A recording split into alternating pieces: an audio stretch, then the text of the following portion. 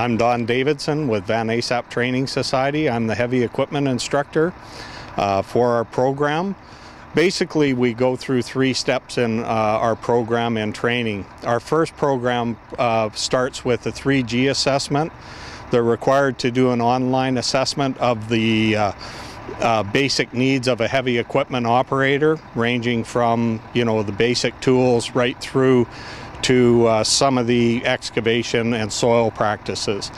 Then we move on to step 2. The program that we teach is the ITA accredited foundations program for the BC road builders.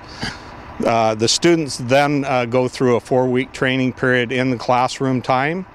So 1 week will be safety. The next following week we start off into the theory aspects, so they gain all the knowledge they need prior to getting into the heavy equipment side of the course. So they actually have to write a final exam through the ITA for their foundations.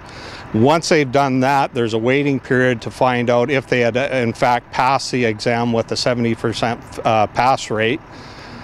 Then after that, we go into step 3, which would be the heavy equipment operating class. So there's 1 week of theory in there, and then there's 3 weeks of equipment time with a rock truck, dozer, loader, tractor backhoe, and excavator. So they receive training on all those pieces of equipment. Once we've completed that program, then they write another exam with the ITA for their certificate of qualification. Once that process has been finished and they pass again with a 70% pass mark, we then move on to the latter part of the training, which is seat time, and that's where we work in conjunction with Tony Jacobs with Raven Contracting.